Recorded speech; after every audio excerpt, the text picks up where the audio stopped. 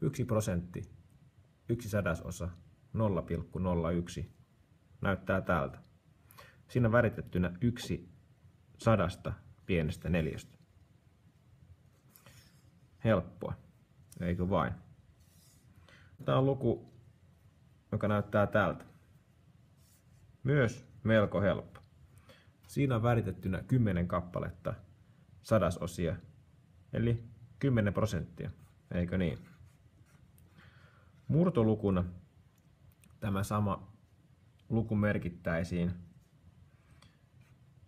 10 sadasosaa, ja kun osaamme sen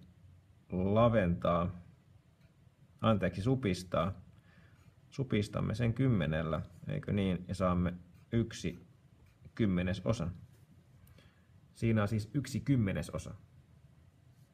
Desimaalilukuna se merkattaisiin 0 kokonaista, ja nyt kokonainen on nimenomaan tämä iso neliö. Kokonainen voi olla periaatteessa mikä vaan, milloin vaan, mutta nyt tässä kohtaa kokonainen kuvaa tätä isoa neliötä.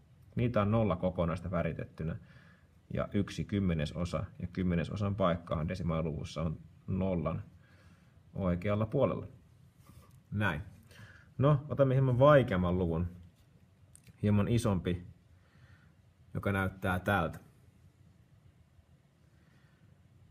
Siitä näemme, tai muistamme viime kerrastakin, että tämä luku on prosenttiluvuksi merkattuna, tai prosenttilukuna 50%. Siitä on puolet väritetty, 50 pientä neliötä. No, murtolukuna sama homma toimisi sillä tavalla, että merkitsemme 50 sadasosaa. Onhan siinä väritettynä 50 kappaletta sadasosia. No, se voidaan supistaa 5, jopa 50. Saamme ylhäälle 1 ja alhaalle 2. Me siis jaamme supistaessa yläkerran ja alakerran supistajalla. 50 jaettuna 50 on 1, 100 jaettuna 50 on 2. Tuloksena on siis 1/2 eli puolet.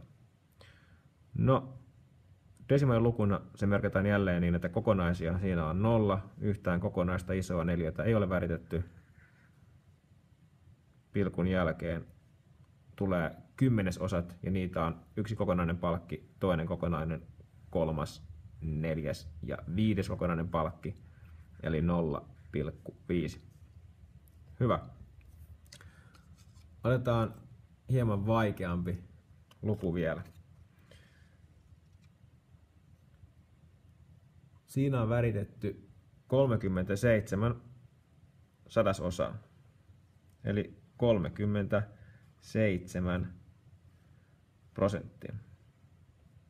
Ja kuten äsken hieman sanoin, sehän on 37 sadasosaa. Desimaaliluvuksi muutettuna 0 kokonaista edelleen, yhtään isoa neliötä ei ole väritetty. Kymmenyksiä kokonaisia, siinä on 1, 2, 3 kokonaista palkkia. Ja sadasosien paikat ovat desimaaliluvussa täällä pilkun jälkeen 2 pykälää oikealle. Siellä on sadasosia 1, 2, 3, 4, 5, 6, 7.